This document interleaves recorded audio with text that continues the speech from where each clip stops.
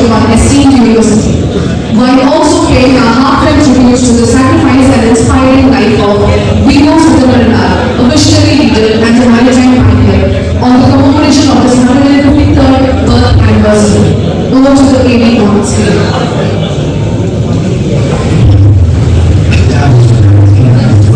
By our esteemed founder chancellor, Dr. J. Rothschild.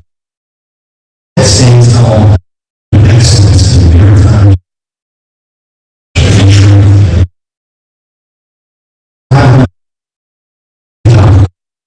The dynamic academic structure, Amet houses diverse faculties: maritime studies, engineering and technology, advanced computing, management, commerce, life sciences, liberal arts, and science and humanities.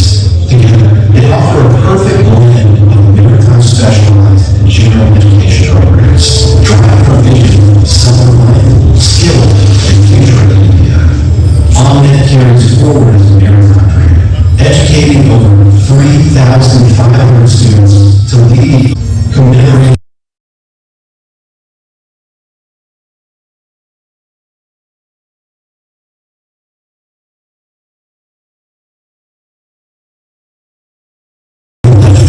a visionary freedom fighter and pioneer.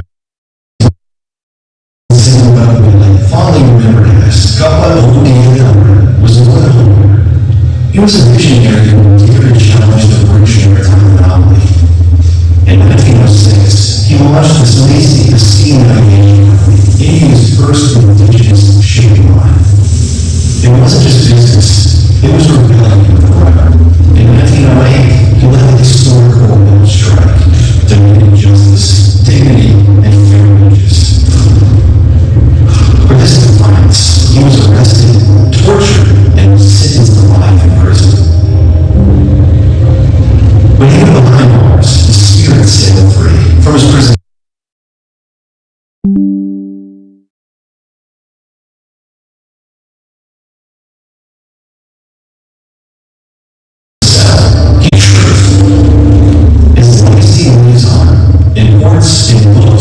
In institutions like Amet University, we proudly continue our tradition of honoring the legacy of India's maritime pioneers.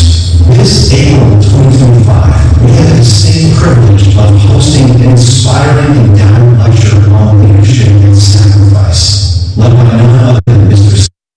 Brown, the National Conference on Entrepreneurship and Sustainability for the Future Ship, where ideas meet innovation and sustainability chart the course. And that's not all. This year, Amet proudly presents V.O.C 2025, a state-level town hall for school students, culminating on National Education Day. These include elocution to quiz, drawing, poster design, short film competition, and essay writing competitions, which are conducted online. Get ready for the ultimate showdown. Solo competitions go live this July 2025.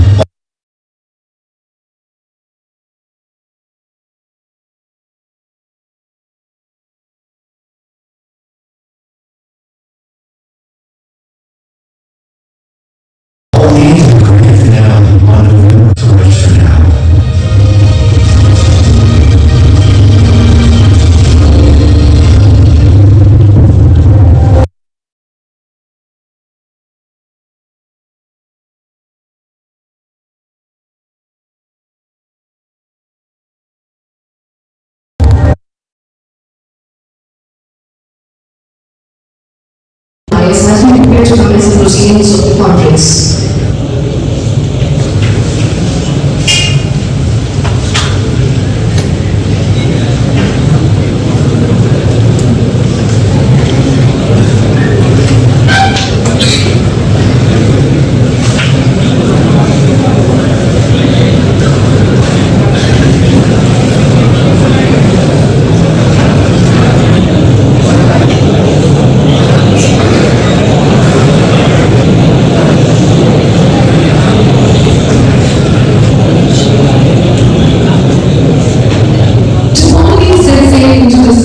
May I invite Captain Karthik, Principal, Amet University, Science and Technology, to render the welcome address.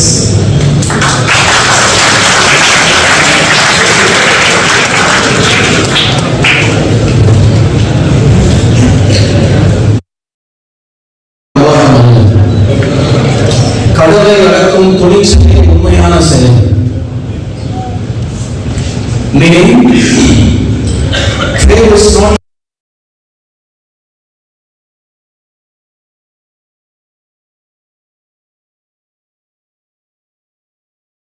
merely what the sea brings to shore. The fearless and the mighty couple only numbered.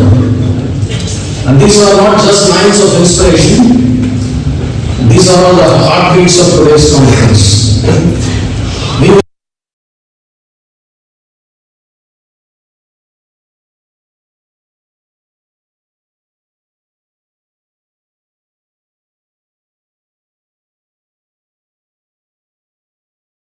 V.O.C said, a very good morning.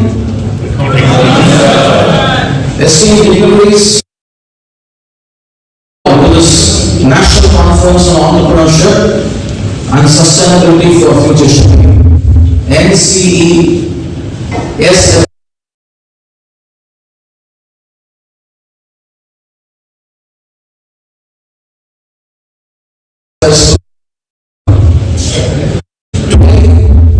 This auditorium is not just a space meeting innovation, and of course, the future of shipping is taking its shape. Proudly join me in welcoming our guests. We are truly honored to be graced by the stalwarts who embody excellence in education, research, and maritime enterprise. At the very outset, let's put our hands together for our revered founder and chancellor, Dr. J. Amet sir. Sir, your vision and resilience have built Amet into a premier maritime university. We are privileged to have with us our distinguished chief guest, Dr. B.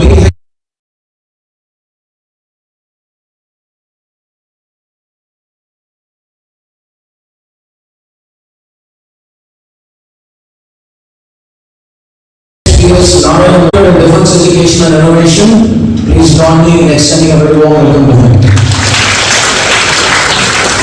Equally honored are we by the presence of the guest of honor, Dr. C. V.O.C, Principal. Adding to this galaxy of leadership, I have the blessings and the best wishes of Dr. Rajesh Ramachandran, who provides dynamic leadership to our university. Our provost, Dr. G. V.O.C sir, brings with him wealth of academic and administrative experience. We welcome you, sir. Our Vice Chancellor, Professor D. V. Rajendran sir, for his vision in research and teaching. We welcome you, sir. I am privileged to have with us our Vice President Academic, Rajesh, whose tireless commitment is making truly Amet a global university. Strategy helping us grow leaps and bounds. And our Chief Executive Officer, whose executive leadership steers Amet to the global recognition. And our Principal, Captain Gopal Srinivas,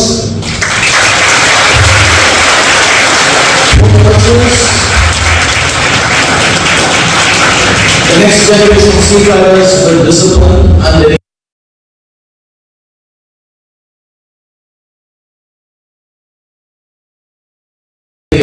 To support the vibrant cadets who present the promise of tomorrow, I once again welcome you all with a wholehearted. Friends, this conference is just not timely, it is historic. We are gathered here to deliberate on entrepreneurship and sustainability for future shipping. And this theme is just not more than 80% of the global trade.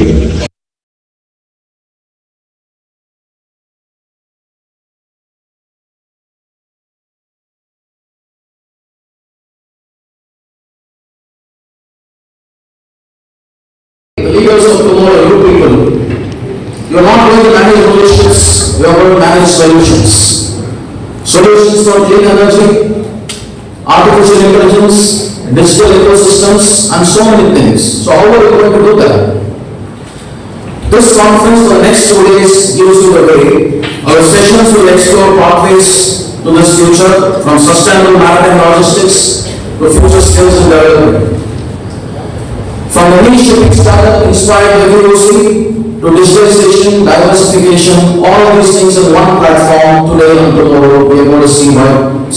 It's not only dialogues and deliberations, but I'm sure it's going to be the blueprints for future shipping. As a close, I look at this fall with great pride and I see dreamers, doers and disruptors. The faculty who shape the mind, the industry leaders who shape the industry, and the cadets who are going to shape the seas one day in the future. On behalf of Amet University, I expect and extend a heartfelt and enthusiastic welcome to each and every one of you. May this conference ignite ideas, foster collaborations, and inspire us to reimagine shipping as a force to bring prosperity. Let us all say this voice of knowledge, courage, and innovation, and let NCESFS 2025 be remembered as the moment where vibrations and vision brings us actions. As we celebrate the legacy of V.O.C. let us remember that he will forever remain the mighty Kapaloti Brahman, the Tamil who dared to sail his own ships against the tides of ambition. The timeless reminder that courage and entrepreneurship can change the course of history. Welcome aboard. Cheers and God bless. Thank you. Thank you, Captain, for your warm words of welcome. Commanding the ship of Amet with vision and determination is none other than our founder and chancellor. May I now request our visionary leader, Dr. A. Ramachandran, to share the prodigious presidential address.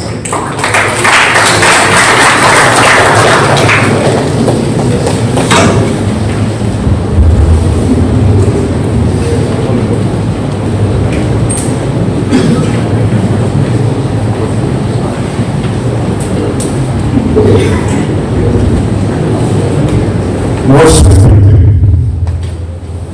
Dr. V.H.P.S. Honorary Professor, Vice Chancellor of Defense Institute of Advanced Technology, DIAT, today's Chief Guest. Sir, I welcome you wholeheartedly for supporting this event and for accepting to be the chief guest for this program today. Dear Dr. C. V.O.C. Principal, V.O.C. College, our guest of honor for this program today.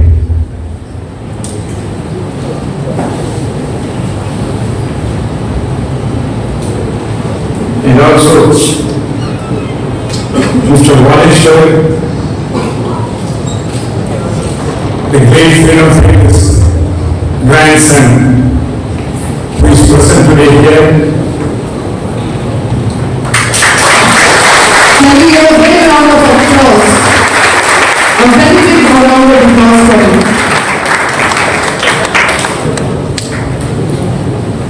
And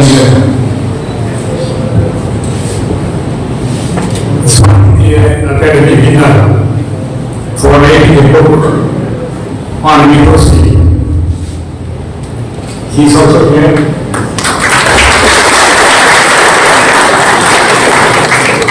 And other dignitaries on the dais, our faculty and my dear students.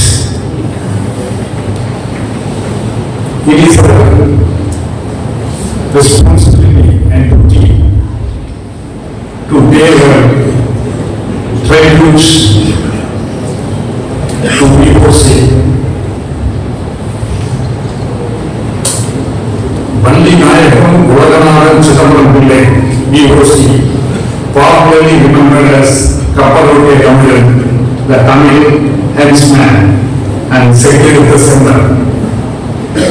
The nobleman who suffered at the oil price was one of the most remarkable figures in India's freedom struggle. Born on 5th September 1872 in Kottavaram, Tamil Nadu, V.O.C. was a lawyer by profession and his father was also a lawyer. He came from a very affluent family with a very good, rich background. who sacrificed a flourishing career to dedicate himself to the cause of national independence. Deeply influenced by Baba and the Swadeshi movement, he firmly believed that political freedom was inseparable from economic self-reliance. V.O.C. not only fought for political freedom but also gave the Swadeshi movement a maritime dimension, proving that Indians are capable of owning and operating ships in defense of British control. This bold initiative stands as a timeless example of linking entrepreneurship with patriotism, a principle that continues to aid India's shipping and maritime industries today. He has founded directly challenging the British India Steam Irrigation Company. The company raised 10 lakh capital that time through 40,000 shares with strong local support. He purchased ships SS Dahlia, SS Ramo, later SS Varna and SS Dahlia. Provided affordable fares and reliable services to the public. Marked the first Indian-owned and operated shipping enterprise against British colonial rule. Symbolized the radical expression of the Swedish movement. Here to V.O.C. the enduring title Kapal Devaya. Yearly advocate of workers' rights much before Gandhi's later movements. Organized the Proticorin Coral Mills strike in 1908. 1,700 workers demanded fair wages and wages. Inspired workers and common people with famous speeches. With Subramania Siva and others who were all great freedom fighters, transformed Proticorin and Tamil into centers of national struggle. Here the independence movement, a strong labor and grassroots base. Arrested on 12 March 1908 for sedition following his revolutionary speeches. Sentenced to 2 life terms, 40 years of transportation, subjected to harsh daily conditions, forced to work an oil press in place of mindset, made to perform heavy labor that include his body.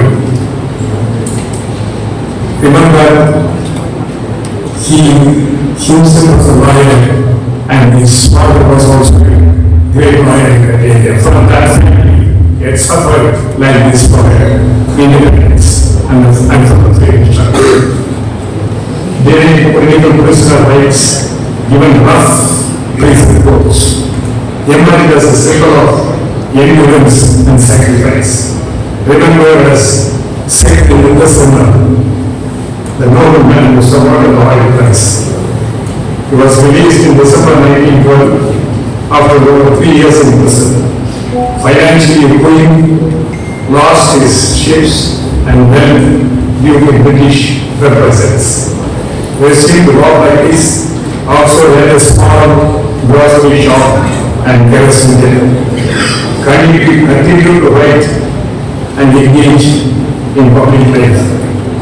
His major works include Major in 1940, Major in 1950, Anthology in 1950, and commentaries on Thirukkural and Thirukkural autobiography in 1946. Died on 18 November 1936 and at the Thirukkural Conference Office. Celebrated as a pioneer of Swedish enterprise and economic self-reliance. V.O.C. Port in Proticorin, Navy Authority. Statues erected at Marina Beach, Chennai, Proticorin, Palaikotte, Rayagada and other locations. commemorative poster stamp issued in his honor, immortalized in the Tamil film Kapadokia Tamil portrayed by great actress Ganesh. At Amet University, V.O.C brought me able to honor his contributions in 2021, marking his 150th birth anniversary. A commemorative volume Periyar Babu's curricular base was released. Ongoing student-led events across the Nadu continue to promote V.O.C's legacy. V.O.C's vision reflects the entrepreneurship is both economic activity and tool for national self-reliance.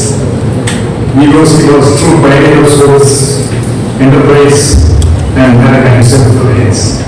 His Slovenian steam navigation company, chairman, colonial monopolies, and instilled confidence in India ability to chart its own course. His advocacy for labor rights, his service in himself, and his lifelong dedication to national independence remain timeless examples of sacrifice and vision. V.O.C. ideals of innovation, sustainability, and self-reliance are continuing to inspire India's maritime future. His extraordinary legacy serves as a guiding light for building a sustainable and self-reliant shipping industry for the nation. I would like to make an announcement now. There is going to be an international Association of Maritime Universities conference in October. More than 180 representatives from different countries are going to participate in the conference. I am planning to inaugurate and unveil the statue of Babu here.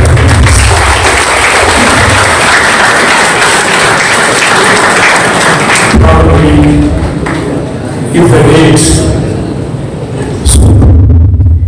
we may invite our Vice President Martin C. Krishnan for inauguration. Because he was the world student of V.O.C. College from India. Thank you very much. Thank you, sir, for invoking a great sense of respect and admiration to the life of a legend, V.O.C. Thank you very much for your visionary words that will remain our compass throughout this conference. It's now a privilege to invite Kenneth Thomas to step forward and present the formal introduction of our esteemed chief guest before this august gathering. Thank you, madam. It is my honor to introduce our profound guest of the day, Dr. B.H.P.S. Narayana Murthy, Vice Chancellor of DIAT, Pune, and a finalizer in Defense Science as our guest of honor today. Dr. Murthy has spearheaded major advances in missile and avionics technologies, leading landmark projects including Missile Shakti and Agni 5, and driving innovations that have strengthened India's national security. With an academic foundation from REC, Barangal, JNTU, Hyderabad, and RIT, Hyderabad.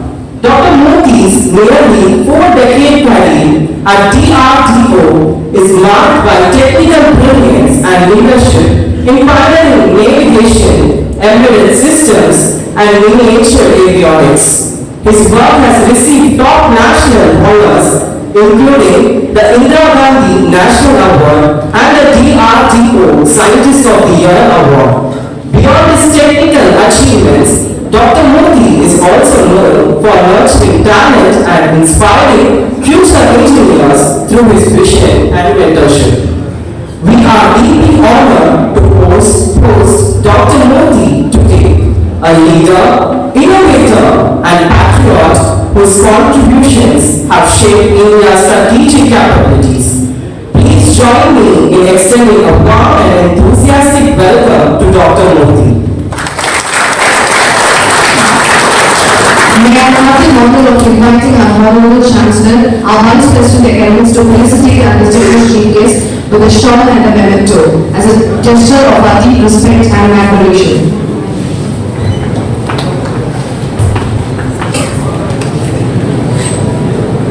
Ma'am, please join us.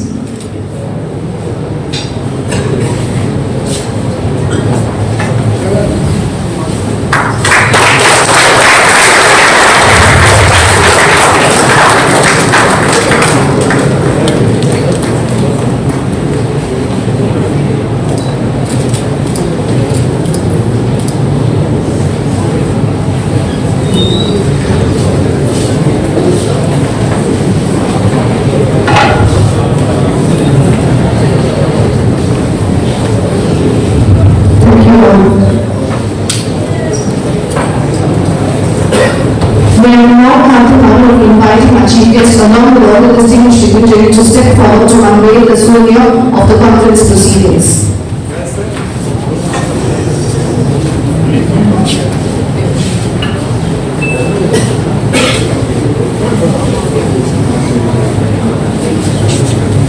This is unveiling of our souvenir of the conference proceedings.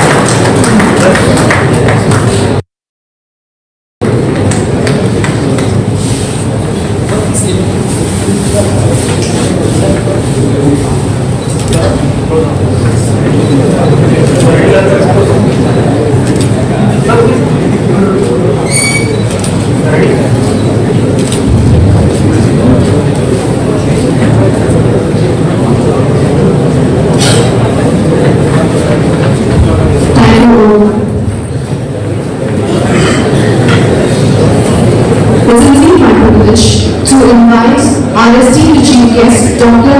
V.O.C. Vice Chancellor, DIAT DRO Pune, to deliver the chief guest address.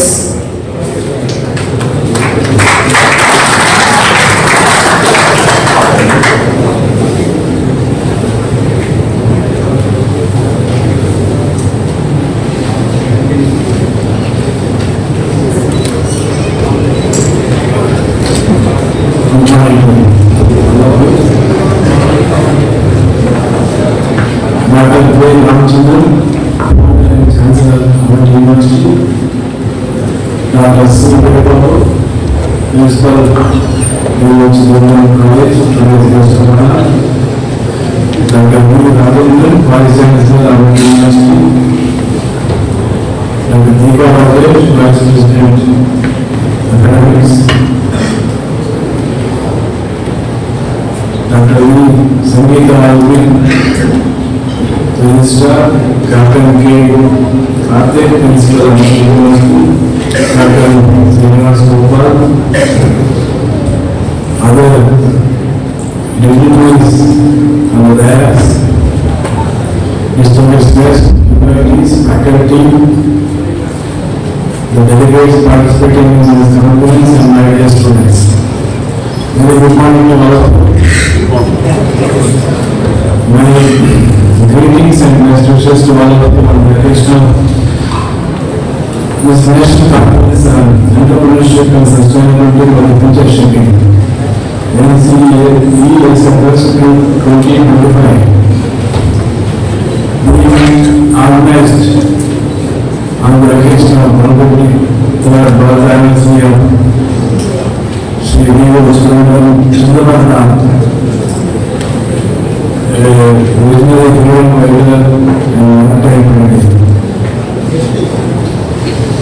the student conference, I think it is an honor. I should congratulate the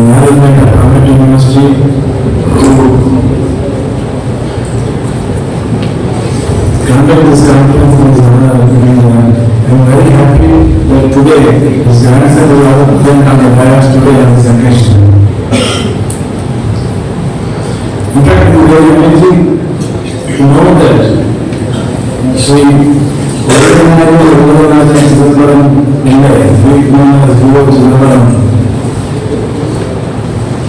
A liberal freedom fighter, maritime entrepreneur. I think as the Chancellor was narrating, he is the founder of India's first indigenous shipping company, Swadeshi Steam Navigation Company. In fact, at that time when I think nothing in India in the foreign struggle, I think he started with a very part of thinking. I think which was done nowadays, particularly with respect to India's role in particularly its commercial shipping.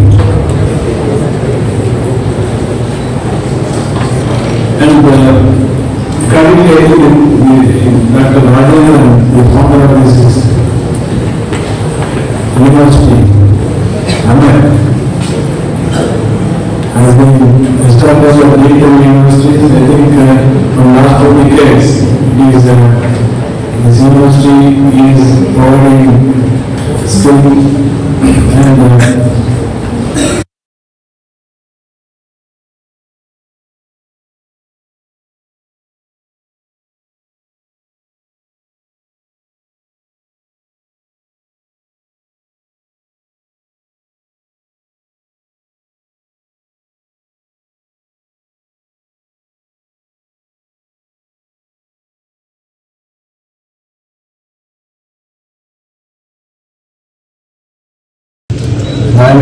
shipping government of India.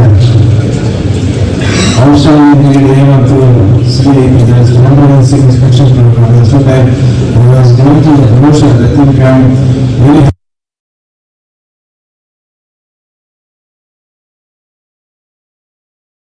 happy to know that it is a very fantastic achievement of being maritime integration and to the industry also.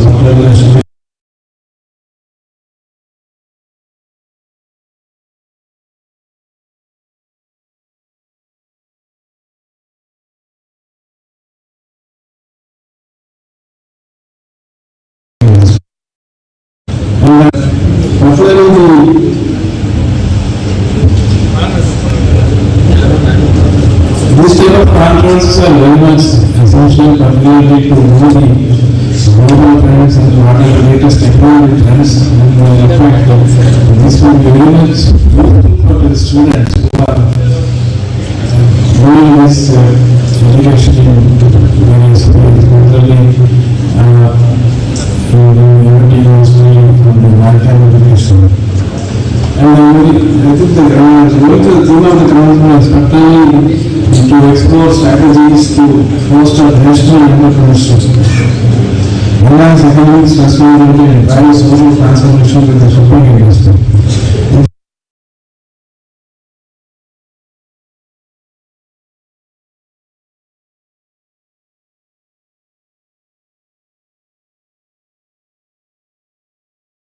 Students are participating in the entrepreneurship in the innovative out-of-box thinking. I think this theme of this conference also is encouraging such kind of ideas, and I'm happy. In fact, the objective of this conference is to explore cutting-edge technologies and practices that can enhance the efficiency, sustainability, and competitiveness of the shipping industry. In fact, if you see, I was going through some statistics, particularly in the shipping revenue, or whatever growth this industry is seeing, growth this industry is seeing. Enterprise, the present global merchant rate of more than 112,000. I think it is a very huge size of shipping fleet, and seeing the growth of last year, the $155 billion capital investment particularly in the chicken industry. And globally, the weight of cargo handled is 12.5 billion tons in 2020. I think this is what the business volume speaks about it. And the value of ocean trade, what I think goes into the service, I think is coming to 2.2 trillion. I think this is one of the biggest revenue investment in this country. I think our majority of the cargo is handled through shipping routes. I think we should be very happy that we are all participating in this huge shipping industry. So, and when I was going through the whatever the sessions, I think there are conferences being organized today. I think on particularly maritime trade and business environment, I think we are and second one is the environment digitization. I think now it is the era of digitization. I think this is applicable to each area. And now I think the shipping industry, particularly this is also we are seeing digitalization automation particularly to enhance the efficiency. Design and construction of sustainable ships, I think the cyber security and data protection, I think these are the things which we have seen a lot of cyber security attacks, particularly in all things, and definitely skill development, one thing, skill development is also responsible. I think it is very much required skill development, particularly people also like youngsters, like not only the education, but today's technology says that whatever you read today or you learn today is obsolete by tomorrow. I think it is always, you have to be upfront with the current latest technologies, and otherwise you will be outdated very fast. I think that's how this is the opportunity all. I think it is not a even shipping. I think that's how I think the technologies are changing so fast. Unless you are completely updated with the new technologies and other developments, I think you will be lost. So I think nowadays it is you should be always in touch with the current technology trends and maritime industry diversification and efficiency. I think these are the four things. I am very happy that this conference is covering all these four themes, and I think there are eminent speakers are doing talks on this. I think I would say particularly Amet University for organizing such a good conference, particularly in this area. And when actually I was going through the lot of technology trends, particularly in this maritime technologies, particularly to see, I think particularly when you are saying technological advancements and digitization, you see, in all this industry, I think even though I am not defense, but there also we work on naval systems and other things, but I think similar concepts are being used in this commercial shipping also. Ship design and propulsion, I think there is always continuous development in these technologies happening, particularly for the hull design, for the advanced economics of fuel ships. I think it always now the trend is to green energy and particularly with respect to green propulsion. So this is your environmental efficiency. And propulsion systems, particularly another thing will require all of these vectors, propulsion aircraft, all the ground vehicles and all those things.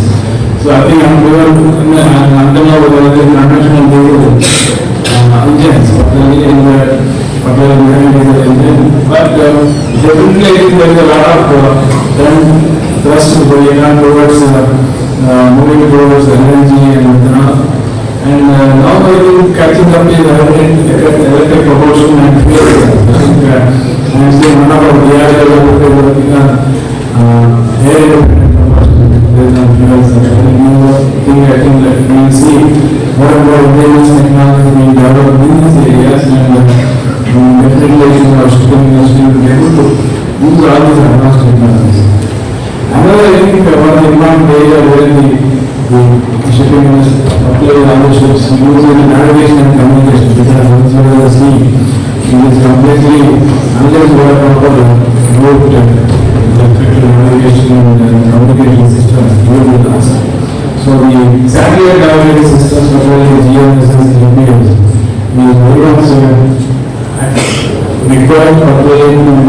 optimal route and other things, and we should know government position everyone where in this V.O.C and all those things. But nowadays, present day, I think we are seeing a lot of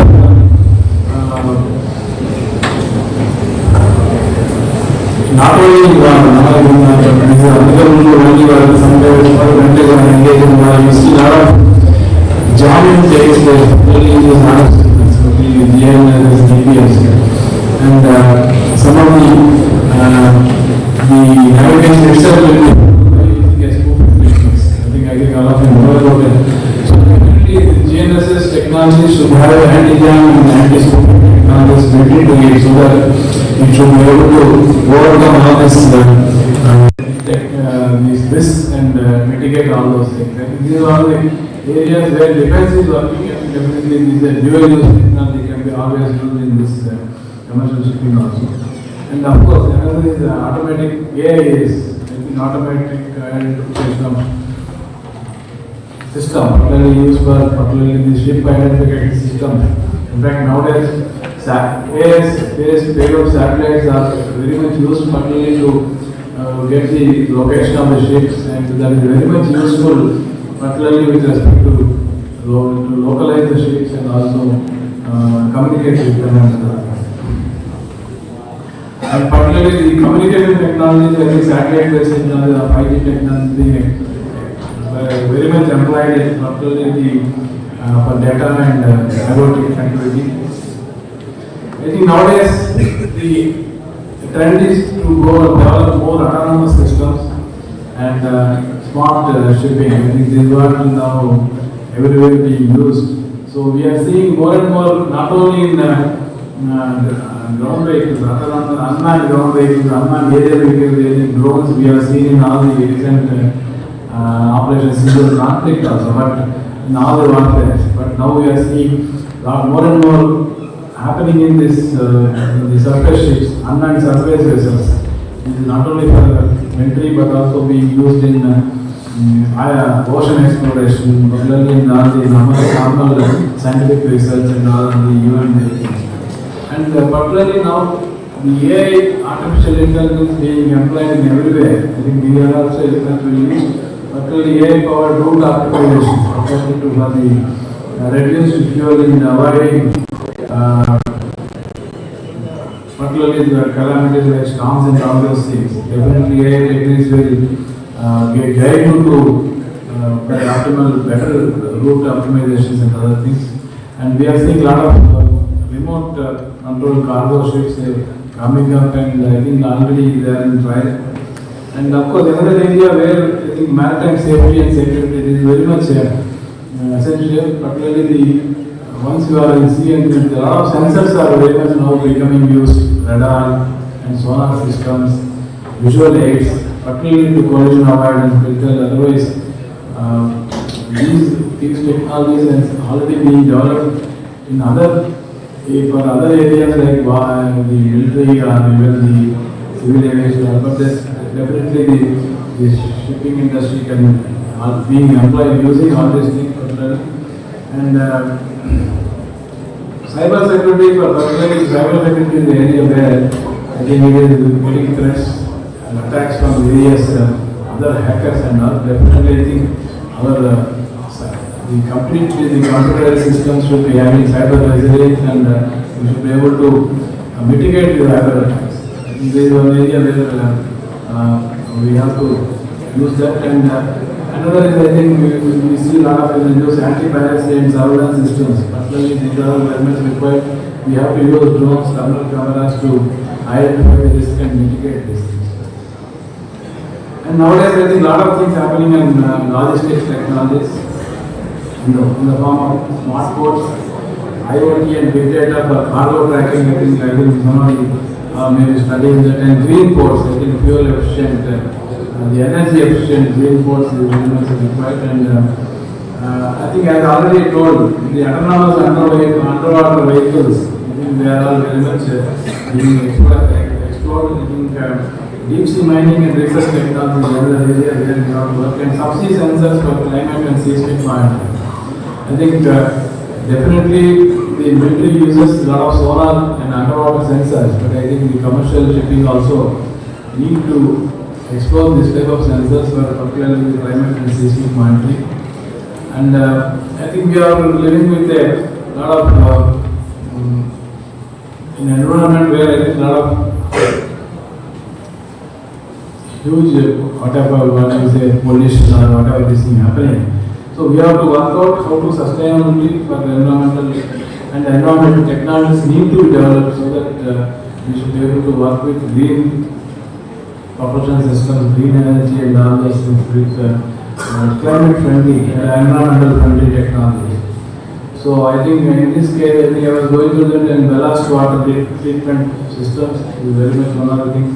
Scrubbers for toxic gas reductions, zero emission vessels, particularly I think you have to use something that hydrogen based fuel. I think that is not coming up in a lot of work happening. I think definitely we see future ships apply all these propulsion technologies and renewable energy integration, particularly on the shore, wind wave and tidal wave being to be applied. So I think this is what I think some of the I think these things already you are discussing in this conference. I think definitely we will see. I hope I think we will see an active deliberation on all these technologies and we will be greatly benefited. And I think to summarize, I think the latest trends by one is the artificial intelligence driven autonomous navigation. I think this is one area where I think some of you who are working as navigation systems should concentrate on this. Decarbonization technologies. And I think nowadays the simulations have become more and more popular, particularly this reduces the actual prototype developments, number of prototype development. Digital twins is one thing which is coming in a big way, particularly to get fully hands-on in your classroom or in your laboratory to explore the complete understanding of all this technology. Digital twins is applied in all the areas, and you will see for ship design, maintenance, and force. And another thing is additive manufacturing. I think all of you know about additive manufacturing is being applied in all the areas. Now, in this case, also I think in the shipping industry, it is now spare parts, particularly to very fast realization and optimal with respect to complex parts realization using additive manufacturing, and particularly the cyber resilience in maritime systems. This is very much area where we have to work. And automation and smart ports, I think for automation and improved efficiency. These are the areas I think we have to concentrate. I think some of the areas I think I hope definitely this conference will discuss and eminent speakers will be speaking on these things, and definitely I will see you will all get benefited. I think so. I wish all of you a very healthy, active deliberation these 2 days on these technologies, and we definitely will immensely benefit all of you, and also you will be able to learn from the eminent speakers who are delivering these talks. And finally, I would like to thank the management of Amet University, particularly the Chancellor, Dr. Rajendran, and Vice Chancellor for inviting me here. And I thank you, and once again wish you all the very best. And a happy 2-day conference with active deliberation. Thank you very much. Thank you, Minister. We are waiting to hear from you about operations today. Thank you again, sir, for sharing our thoughts to your futuristic horizons of innovation and sustainability. Now, may I invite Karthik to acquaint the guests about our gathering, about the distinguished profile of our guest of honor. Thank you, ma'am. It's my delight to introduce Dr. C. Veerababu, an outstanding academician, visionary administrator and principal of V.O.C. College, Tuticorin. With over 2 decades of committed service in higher education, Dr. Veerababu has excelled as a teacher, researcher and leader. His scholarly works including Endangered Mammals of India and Endangered Species of Gulf of Mannar, and his numerous research contributions have enriched the academic community. He has also guided doctoral scholars and carried out successful projects funded by UGC, ICAR and industry agencies. As the principal, he has transformed V.O.C. College into a nationally recognized institution, earning NAC A-grade accreditation and securing the 28th rank in India in NIR 2024.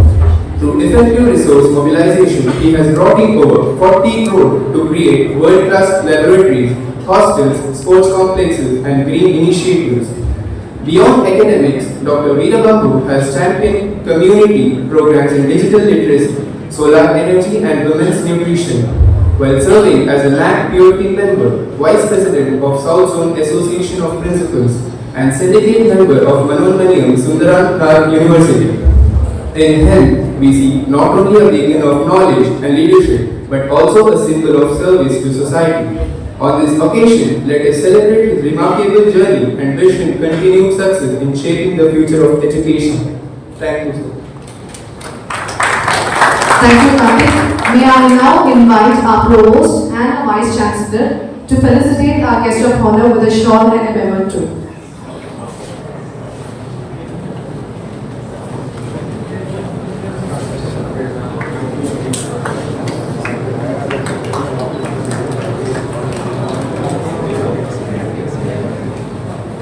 Can we give a big round of applause?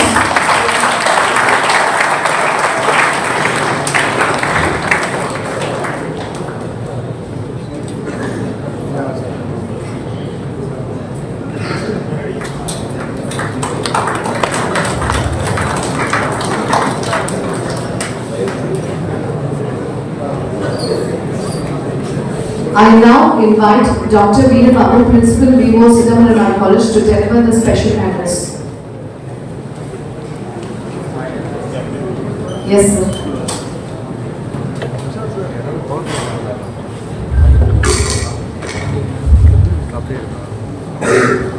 Respected dignitaries on the dais and off the dais, I thank Dr. J. Ramachandran and Dr. Rajendran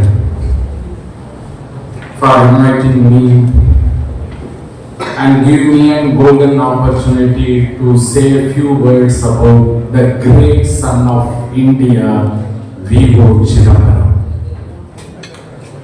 I want to acknowledge that of what I am sharing today about the V.O.C. comes from the writings of the great historian writer A.R. Venkatachalapati, who is with us now, and poet Subramanian. I also owe a lot to Sri APCV Chakalingam and Sri APCV Shanmugam, who is the Secretary and Deputy Secretary of V.O. Chidambaram Educational Society, respectively, who passed on the sites of V.O.C. They had privileged, they have gathered such informations from my grandfather, Kulapati APC Veerababu, founder of V.O.C. College. When I had a talk with your principal, the most respected Dr. Srinivasan Gopal, I told him very clearly, I am very happy to participate in this national conference, but at the same time, being bears name of the great man's name, the V.O.C. College, the students should know how much pain that gentleman had undergone for the freedom of our country. That's why I have prepared some PPTs which you may not be aware of that. When I close my presentation, I hope that you will be surprising and wondering what a great service has been done by the great son of India, V.O.C. Fortunately, today I am doubly happy. I have been with the great son of country, V.O.C. direct grandson, Chidambaram Valeshwar. So really I am very honored. Once again, my heartfelt thanks to Dr. J. Ramachandran sir for giving me and this golden opportunity to see all of you. Now this is the time for my presentation. It is a prestigious moment for me as the principal of V.O.C. College that proudly bears his name to speak about the great patriotic V.O.C. Fondly called him Kapaloti Tamilan or Tamil's henchman. V.O.C. challenged British rule through both political courage and economic self-reliance. His full name was Pallinayagam Ulaganathan Chidambaram. He was born 5 September 1872. He worked as lawyer, entrepreneur, freedom fighter, Tamil scholar, and politician. In short, he was a multi-faceted personality man. And people called him Kapaloti Tamilan. He was also known him as Chakkalitha Chamma. He studied at Kalutta School in Thoothukudi and later he was in his higher studies with MDT Hindu College, Tirunelveli. Then he went to Trichy. He studied law in Trichy and he became a lawyer in 1895. He took up both civil and criminal cases. He had worked for poor, was respected for his honesty. In Chennai, he was inspired by Swami Ramakrishnananda to serve the nation, joined the Indian National Congress in 1905. As you may be aware of that, he was a staunch disciple of Tilakar. He was inspired by Tilakar's rule, Swaraj, self-rule. Later, he worked with Ettirapurathu Kavingan, Subramania Bharati and Siva for India's freedom. V.O.C. strongly supported Swadeshi movement in Tamil Nadu. He was inspired by Lala Lajpati Rai, Bala Gangadhar Tilakar and Bipin Chandra Pal. In short, they have called Lal Bal Pa. Before Gandhi and Sira, this gentleman started and he himself involved in the slogan shouting, "Vande Mataram." Then, as you know that he asked the people to refuse to buy foreign goods, to use Indian goods. And he started national volunteers to inspire young people. And he was set up in Swadeshi Sangam to promote Indian industries. This is a very important slide, my dear students. V.O.C. started Swadeshi Steam Navigation Company in 1906, 16th October. He was traveled across India and other countries like Ceylon, Burma and Japan. As far as the public raising funds at that time, rupees 10 lakhs, rupees 10 lakhs, 40,000 shares, rupees 25 each. The two gentlemen, Panditure Thevar and Haji Fakir Muhammad, supported it. One thing I would like to highlight as far as this slide is concerned, as your chairman pointed out, V.O.C. bought 2 ships. But before that, V.O.C. initially hired a ship named Shamir and Shala. In Tamil, Mangusita. This has been referred by the historian writer book Mr. Chalapati and poet Subramania. And as far as this concerned, SS Gavia and SS Lao bought from France, along with he bought Miranda, a launcher. What is meant by Miranda? It's a launcher. You may be aware of that, because you are studying in this maritime university. Next slide. But I would like to forget one thing. This navigation company, because of British rule, they sabotaged and forced to close in the year 1911. And this is the SS Gallia, and the SS means steamship. SS Gallia, then steamer, it's a launcher. Next slide. This is the picture of share certificate. Next. It is a very important event. In Tamil, we are calling as a Tirunelveli Puratchi Ekam. Apart from that, this is also one among the major events. It was done by V.O.C. and Subramania Siva. On 23rd February 1908, V.O.C.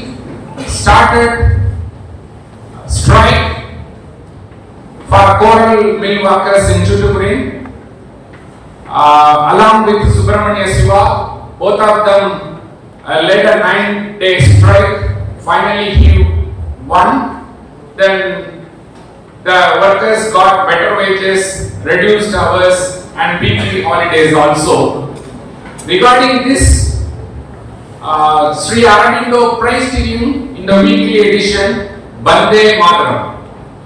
The students, you may be aware of that Bande Mataram. What is the difference between Bande and Bande? If you switch on another slide, you can see that, because when I had prepared this slide, as a principle, I have referred the book. You see that this Bande is a Bengalian pronunciation. Vande is a Sanskrit word. But both terms signify. It means it's nothing but I go to the Mother India. This is the word. The first word appeared by Bankim Chandra Chattopadhyay in 1882 novel Anandamath. In one day, this word I have written very clearly with a physical, Indians with a physical, cultural and spiritual sense of patriotism acting as a natural mantra for liberation. Next slide. This is also a very important slide. In 1908, both of them were arrested for anti-British activities. I mean the V.O.C. and the great Subramania Siva. He was accused of sedition, violence and protests. Both of them went to the jail. So very important things which I would like to highlight. I will fail in my duty as a principal, if I don't mention that V.O. Chidambaram Pillai was sentenced by Judge Arthur Finlay to life imprisonments, that is 40 years, just you note it. After that, later on appeal, the sentence was reduced 10 years, 2 imprisonments, I told. So first sentence 6 and second sentence 4. So totally 4. This insisted by Arnold, White and Miller that both their sentences to be undergone simultaneously. Dear students, I would like to highlight, as I have mentioned in my word, I will fail in my duty as a principal if I don't mention that in the history of freedom struggle of our country, it was the one and only V.O. Chidambaram who had been sentenced with such double life imprisonment. There is no freedom fighter who had sentenced severe and undergone such harassment and punishments of V.O. Chidambaram.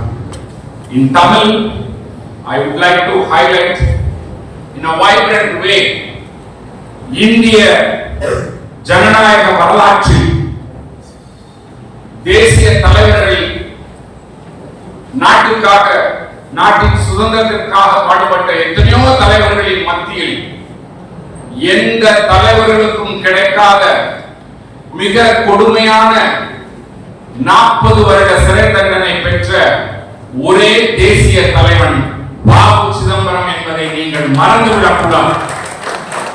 அதோடு மட்டுமல்ல, அவர் செய்த தியாகத்தை இங்கே இருக்கின்ற மாணவர்கள் கைத்தட்டுவதன் மூலமாக பெருமை சேர்த்து விட முடியாது. உங்களில் ஒருவனாக இந்திய தேசிய நாட்டிலே இருக்கக்கூடிய ஒரு குடிமகனாக அவர் நமக்கு செய்த தியாகங்களை மாணவ மாணவியர்கள் நினைத்து நமது இந்தியாவை வழிநடத்த வேண்டும் என்பதுதான் என்னுடைய அன்பான வேண்டுகோள். Next. After that, in Kannur and Coimbatore jails, he was crushed, and mean to say that the staff were mean to insult him, but he stayed strong. When he was in the jail, as I already told, Britishers smashed the Swadeshi Steel Navigation Company in the year 1911. After 1912, when he released from the jail, as far as V.O.C is concerned, health-wise and wealth-wise, he was totally damaged. Next. This is the picture of oil press. Still it is in Coimbatore Central Prison. A clip of Kapaloke Tamilan, your veteran actor Shivaji actor V.O. Chidambaram. Next slide. And in the later stage, after release from jail, he could not move to original place, I mean that Tirunelveli. He went to Chennai along with his wife and 2 sons, and due to some reasons, it means the poverty, he had a shock but failed. Then he went to again join in Congress, and he left the Congress several times due to the difference. And he wrote a letter to Mahatma Gandhi in the year 1915 to 1920. And after that, in the meantime, when he was in jail, his leadership was cancelled by Britishers. After that, his plea to continue, after the appeal, his plea to continue his leadership license was granted by Judge George Wallace. Students, this is also very important, you keep it in your mind. The next sentence I have written very clearly. As a mark of gratitude, he named his fourth son V.O.C. Waleswaran, and his son is sitting in front of us. Can we give a big round of applause, understanding this legacy?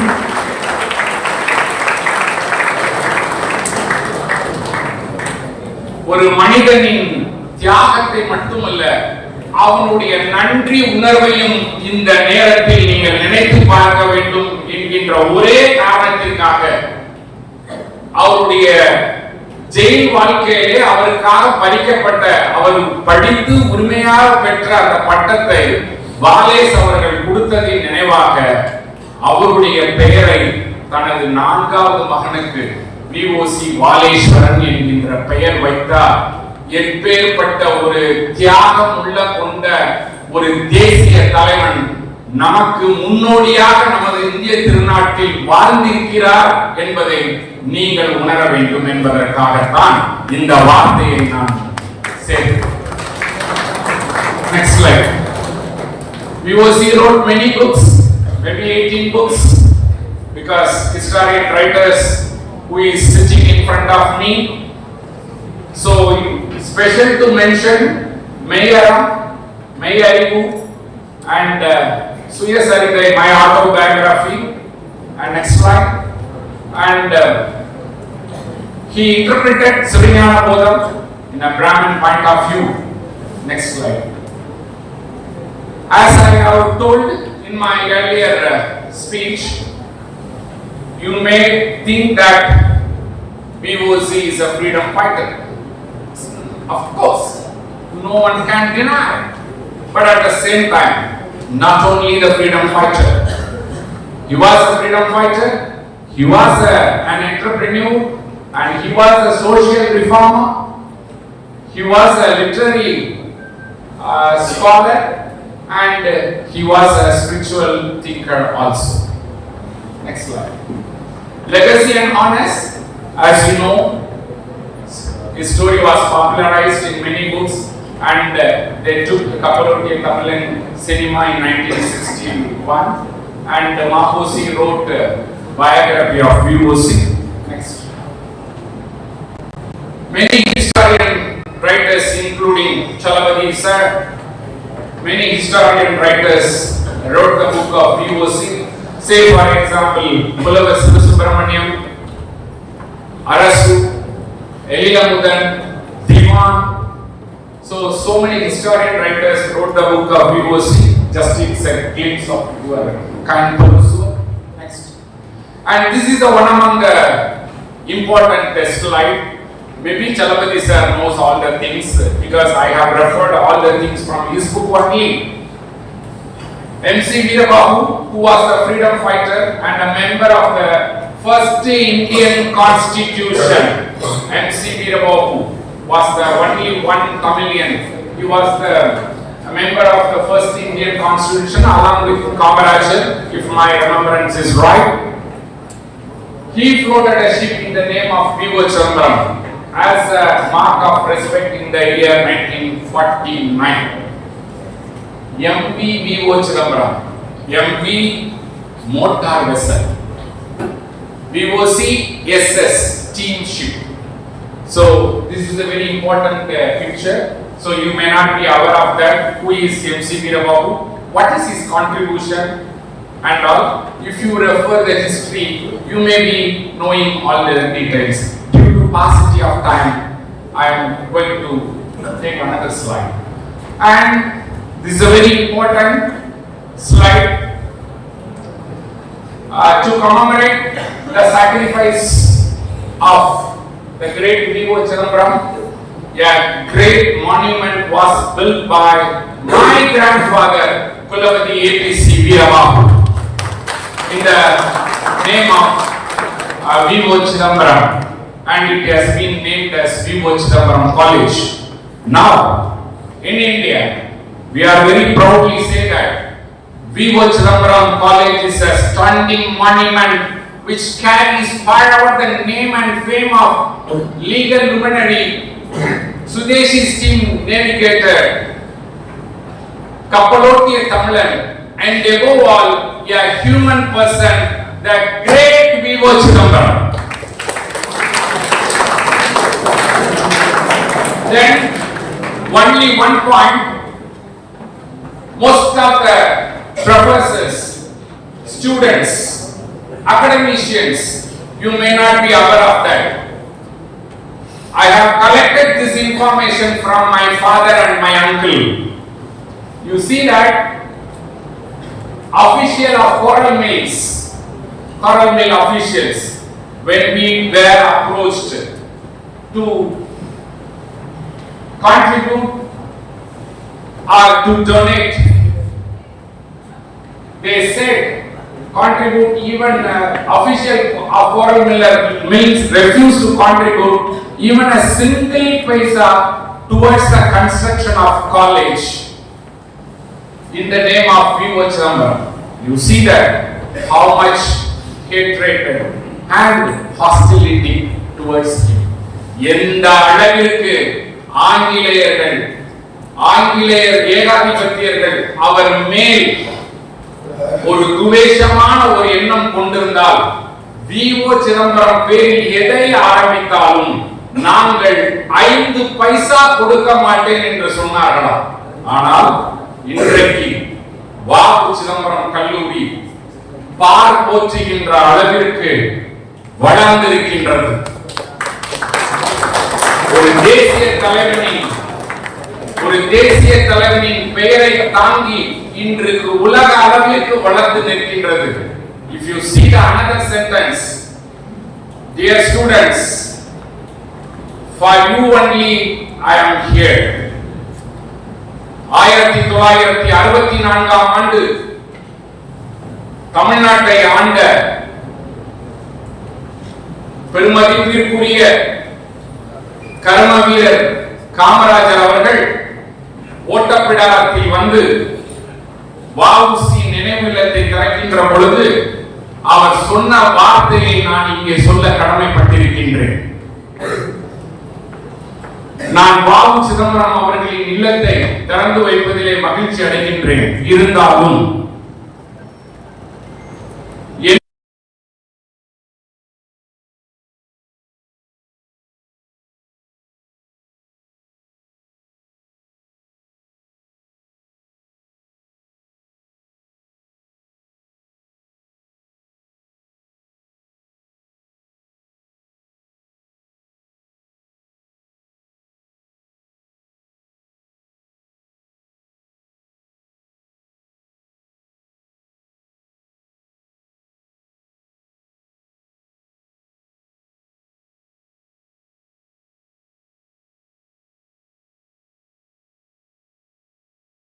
அந்த மாமேதையின் வார்த்தையை இந்த மாமன்றத்தில் கூறுவதிலே நான் பெருமை கொள்கின்றேன்.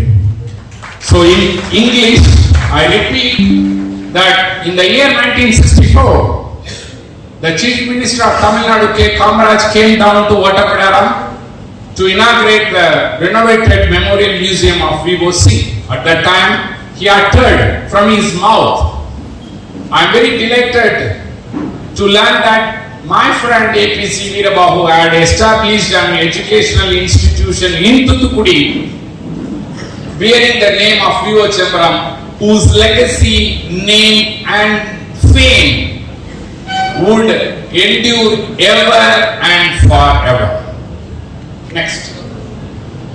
In the 100th year celebration, our college had celebrated. At that time, then Prime Minister Srimati Indira Gandhi and then Chief Minister of Tamil Nadu, Dr. Kalaignar Karunanidhi came and released the 100th year stamp release.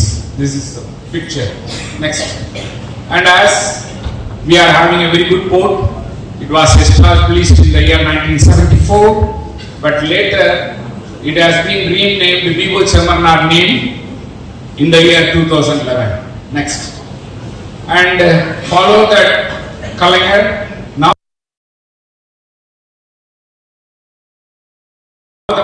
CM, Honorable CM, through MK,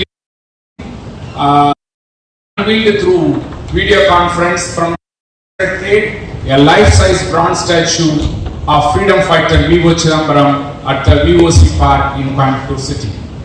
Next. This is a very important slide because once again my heartfelt thanks to your founder and vice chancellor and principal. Keeping V.O.C. ideology. The Swadeshi Sea Navigation Agenda itself, when I read, V.O.C. clearly mentioned that the following things has to be happened in the future. So that's why I put this slide.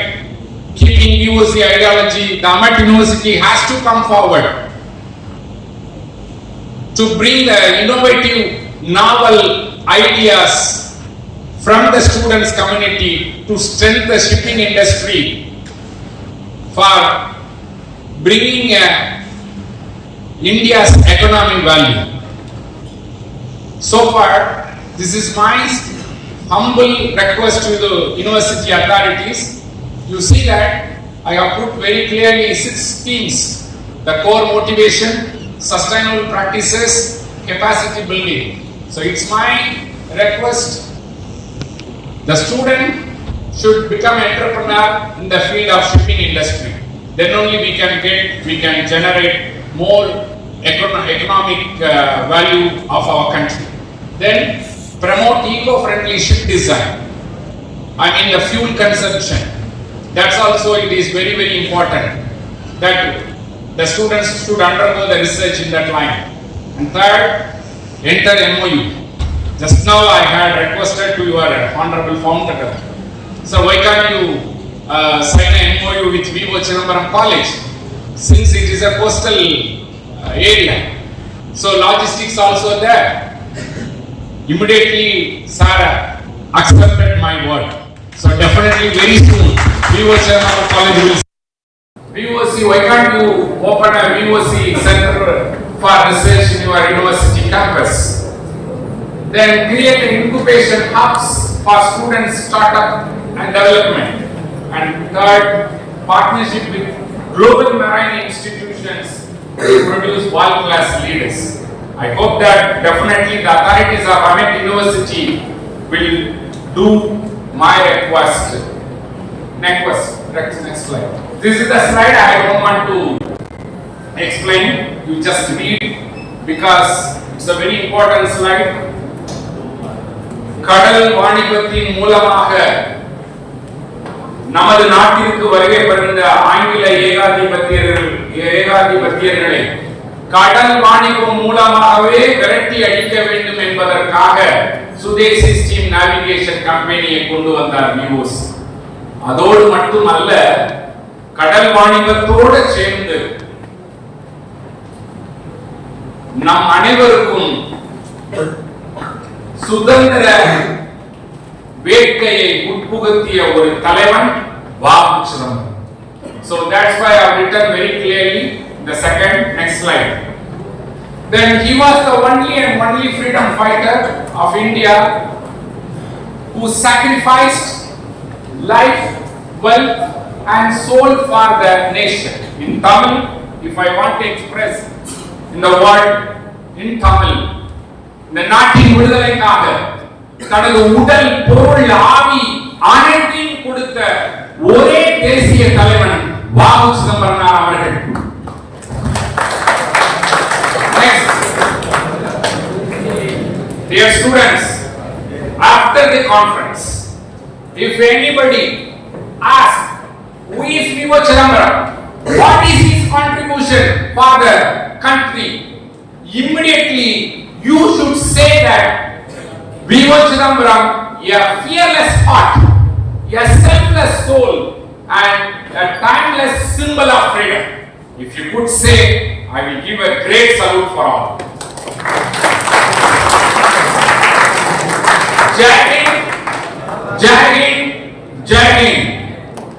Last but not least, Vande Mataram. You please tell the word repeatedly. Vande Mataram. Vande Mataram. Vande Mataram. Jai Hind. Thank you. Thank you one and all. Sir, probably words for me for the first time ever. Thank you very much for sharing such an awe-inspiring legacy with all of us. So you made us a recipient of such an eloquent and passionate special address. Thank you very much for gracing the occasion with such a special address. Boys, I think we can give a big round of applause after listening to what was there on screen. The sacrifice, the love that they have for the country is great.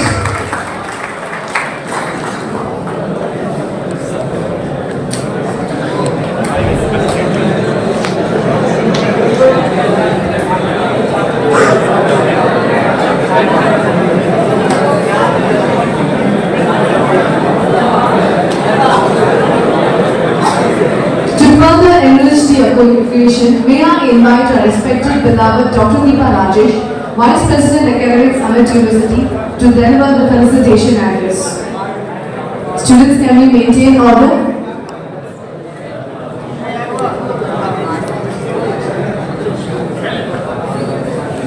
Ready, sir?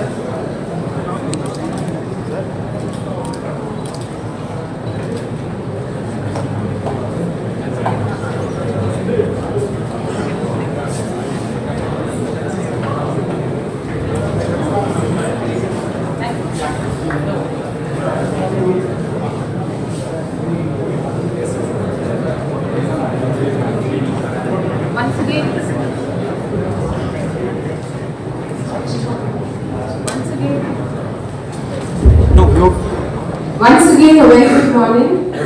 Morning, ma'am.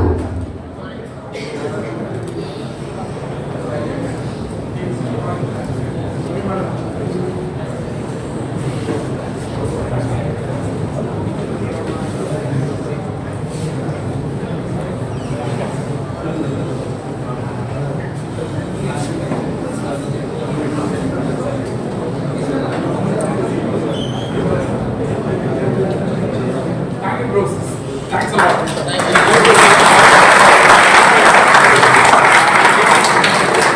Once again, my heartfelt thanks to Amet University. Very soon, one day I will see you again. Bye. Thank you so much, sir. Thank you very much. Good morning, students. Morning, ma'am. Yeah, you should feel invigorated after that speech. So my sincere appreciation and welcome to the most respected Vice Chancellor, sir, our Chancellor, sir, the distinguished Chief Guest of the day, the Guest of Honor, the industry delegates, our academic friends, and most importantly, my dear student friends.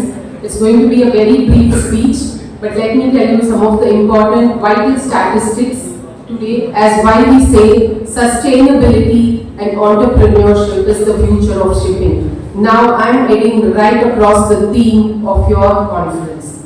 So the shipping industry, I'm sure you're aware, contributes to 3% of the global greenhouse gas emissions, making it the 6th largest emitter globally between countries of Japan and Germany.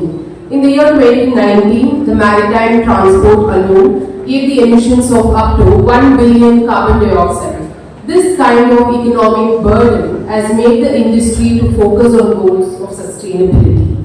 Yes, and also investment in zero emission ships is expected to reach 1 trillion over the next decade, and 20 billion is likely to be invested for retrofitting the existing vehicles and vessels. The global market for sustainable shipping solutions is forecast to grow at 50 billion by 2028. So all these figures of investment shows that the industry is concentrating more on the green shipping practices, making it a fertile ground for the new entrepreneurs to set their footprints in. The wind propulsion technology is no exception to this. The wind-assisted propulsion technology systems like Fleckner rotors can cut fuel use up to 20%. The AI and digital system of tracking can optimize operational efficiency around 10 to 15%. The digitalization alone can reduce the emissions to the extent of 12% through optimized routes and operations. And adoption of dual fuel engines along with the traditional and green fuels, we see a surge of 200% in the next decade. and adopting to the fleet of alternative fuel ships like ammonia, hydrogen, LNG. So we see a lot of vessels which exceeds 500 as on date, and also the fleet of LNG bunkered and powered ships, which is also increasing by 40% from 2017 annually. Not only these alone will not decide the future, but the green shipbuilding market has been investing a lot of money in the amount of 35 billion in 2022 to an estimated of 50 billion in 2028. The sustainable shipbuilding practices with eco-friendly approach has been increasing by 40% annually from 2018 to 2022. So all these figures put an important emphasis on saying the topic chosen for the national conference is very much needed, and that is the right way we look into it. So who are the people who are going to help in these ventures? It is the industry, it is the students, and along with the government. So right now what is happening, it is not a moral indulgence for every shipping industry to choose this, but it is a strategic choice. A choice where they will give tangible gains in the aspect of reduction in cost, in the aspect of regulatory resilience, in the aspect of brand imaging. So all this, we have about 165 ships which are leveraging wind-assisted propulsion systems, likely to increase 30,000 annually. And we also have cleaner energy, which has been on the strong, like ammonia-powered ship, like Green Pioneer, have been globally talking about the cleaner fuels. Even shipping giants like Maersk have started investing more in methanol-powered ships in billions to be in propulsion with the sustainability goals of both IMO and the industry demands. We also see the synergy of IoT, AI and digital transformation operations into predictive routing, optimized voyaging and minimal port idle time is what we are looking at. And also operations like app like Freight Era reduces the emission, and it has clients about 22,500 from 2022 and it's gradually increasing.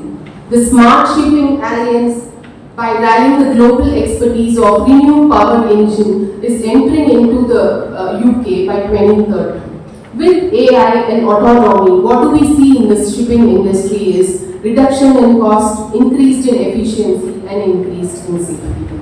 Now, as students, what you can do to this part? As students, you can contribute, you can create such conferences, be a part of such conferences, ask some critically relevant questions from the industry delegates. You can also be a part of hackathons, idea hackathons, research projects, and you can bring out new ideas about cleaner technologies, green ports, and things like that. You can work and more on those aspects and bring out ideas on those. Because right now that is what is required. And as an industry, what they can do is they can start investing in practices like wind propulsion, alternate fuels, hybrid electric vehicles. So these are some things the industry can look into it. And they can support institutes like us by providing funds for incubation for students who are going to come up with good ideas and good startup thoughts. And also large-scale corporations can fund institutions like MTTs and the startup incubators and ensure that a scenario of green shipping and sustainability and the promotion of entrepreneurial practices along with the industry has been going hand in hand. Now let us see what government can do in good. Government is bringing strict framework and policies and procedures, but there are also grant subsidies where you can take advantage of by giving clean vehicles and clean fuels. And what about entrepreneurs? Entrepreneurs can also make profit and also bring out solutions for green technology, that is bringing two things at one time simultaneously. And what about the policy makers? The policy makers can make the regulatory frame not so stringent for the budding entrepreneurs and the budding startup innovators, so that they can put all their energy into thought process into how to bring more sustainable and greener future. With all these thoughts, I would like to say it's a conglomerate of the industry, student and the government. The industry bringing in the technology, the capital and the scale, the students bringing new ideas, energy and innovation, and the government helping in the infrastructure, regulation and policies. Once again, I would like to say it's a wonderful opportunity for 2 days to be talking on this topic, and please have a lovely time listening to the delegates. Thank you once again for the lovely opportunity and good day ahead to all. Ma'am, though you are not a mariner and not from the industry of maritime, the depth and clarity and passion with which you spoke about marine was inspiring. Thank you very much for making us a recipient, ma'am. Every voyage deserves a heartfelt acknowledgement of those who made it possible. To propose the oath of thanks, I will now request Principal DG Courses, Captain Srinivas Gopal, to share the oath of thanks. A big round of applause. We are actually running very beyond schedule, so I'll keep it as short as I can. Respected dignitaries on the dais,